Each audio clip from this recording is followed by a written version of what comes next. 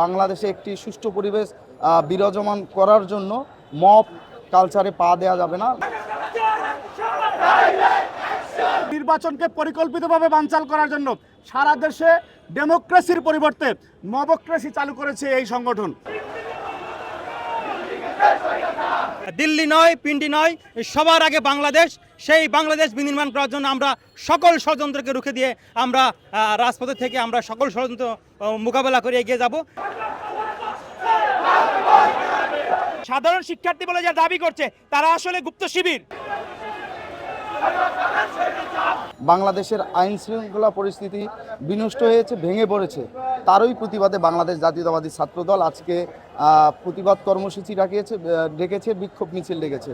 আমরা বিশ্বাস করি আমাদের এই কর্মসূচির মাধ্যমে সারা বাংলাদেশের জাগ্রত জনতা, সারা বাংলাদেশের সচেতন মানুষ বুঝতে সক্ষম হবে যে বাংলাদেশে একটি সুষ্ঠু পরিবেশ বিরাজমান করার জন্য মব কালচারে পা দেওয়া যাবে না। নিজেদের জায়গা থেকে সবার সচেতন থাকতে হবে। একটা ঘটনা ঘটলেই তারা বিএনপির উপর দায় চাপিয়ে দেওয়ার যে প্রবণতা তাদের ছিল, তারা আগে থেকে এই প্রবণতা তাদের ছিল, এখনও তারা এটা অব্যাহত রেখেছে। আমরা মনে করি সকল অপপ্রচারকে আমরা রুখে দিয়ে আজকের এই পদযাত্রা থেকে বা আজকের এই মিছিল থেকে আমাদের বার্তা হবে, আমরা দিল্লির তাবেদারিও করি না, আমরা পিন্ডির তাবেদারিও করি না। আমরা আমাদের দেশনায়ক জনাব তারেক রহমান বলেছেন যে দিল্লি নয়, পিন্ডি নয়, সবার আগে বাংলাদেশ।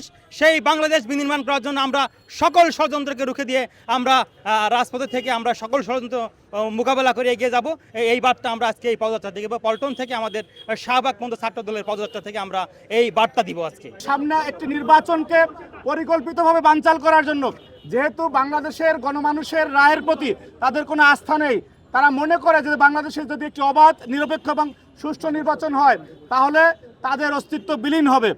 সেই কারণে নির্বাচনকে পরিকল্পিতভাবে বানচাল করার জন্য সারা দেশে ডেমোক্রেসির পরিবর্তে মবক্রেসি চালু করেছে এই সংগঠন।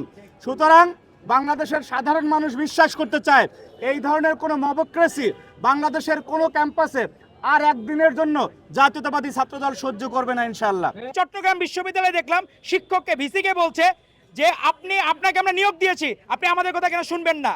এই যে দৃষ্টতা একজন শিক্ষার্থী হিসেবে, সেটি বাংলাদেশের মানুষের সকলের হৃদয়ে রক্তক্ষরণ হচ্ছে। সাধারণ শিক্ষার্থী বলে যা দাবি করছে তারা আসলে গুপ্ত শিবির। তারা এখন প্রকাশ্যে আসবে এবং প্রত্যেকটা জায়গায় আমরা চাই তাদের কমিটি প্রকাশ করুক, এবং তাদের কারণে সহাবস্থান নষ্ট হচ্ছে। কিভাবে দৃষ্টতায় আমরা কি কোনো বিষয় হলে সার্জিসরা যখন বা নাহিদরা, আপনার নাহিদের নামে এখন ফ্ল্যাট, সে নাকি 1 কোটি টাকার ফ্ল্যাট কিনছে, আমরা কি এখন সরাসরি সেই জায়গাগুলো ধরা শুরু করব? মাঠের অলরাউন্ডার আমি, আর ঘরের allrounder Tylox. Tylox toilet cleaner, clean মানেই টাইলক্স। তো বাংলাদেশের মানুষ জানতে চায় কারা আসলে শিবির, কারা আসলে সেই রক্ষাটা পার্টির পৃষ্ঠপোষক, তাদেরকে চিনতে চায়।